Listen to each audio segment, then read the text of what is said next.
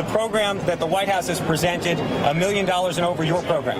Well, the precise program, which will, I don't know what their program will be. My program would be on the very high incomes that are taxed very low, not just high incomes. Okay. Somebody like make a $50 million a year playing baseball, his taxes won't change. Make $50 million a year appearing on television, his income won't change.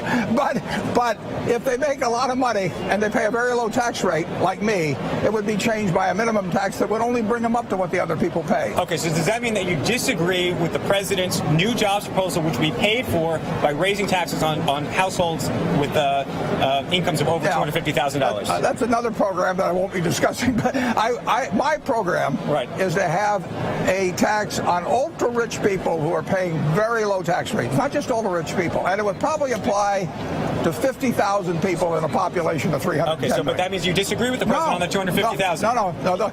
You may disagree with him. I don't know. I'm asking. So you agree the $250,000 is the right number? I will look at the overall plan that gets submitted to Congress and which they are voting on, and decide net, do I like it or do I not like it? There's no question there will be parts I'll disagree with. And are you a supporter of his jobs program right now? I am a supporter of the action he's trying to get the Congress to join him in taking to really do something rather than sit there and go in different directions. But you agree with all the details or no? Oh, I haven't looked at all the details. On the Buffett conversation, the other thing that he talked about in here was this idea of what he says his version of the Buffett rule was on a tax on the ultra rich, people that make more than 30. So, for instance, even athletes that make $30 million a year wouldn't be paying this special tax. Let me stop. It was over there. No. It wasn't. If you have to look very carefully, and this is important. And Ed, I really appreciate you clarifying this because there has been a lot of, I think deliberate misrepresentation for political reasons, but also just misunderstanding. What he said was, and it absolutely fits the Buffett rule as the president described it. If you make $5 million, Chuck, and I hope you do, and it's all in wages, I wouldn't be sitting here. and it's all in wages, and that $5 million in income is all in wages, or $50 million if you were so lucky to make that much, and it's all in wages, you are paying an effective tax rate that is at least as much as middle class earners are paying.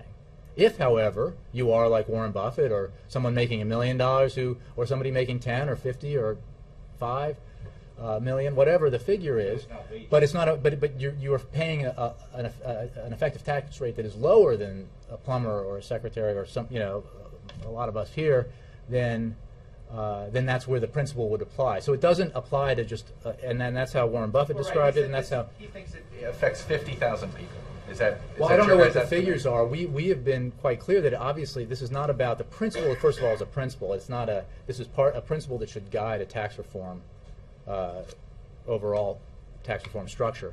We have acknowledged, as I just did here, but even broadly in terms of broad groups of numbers, that obviously there are a lot of very affluent Americans who make millions, maybe even tens or hundreds of millions of dollars.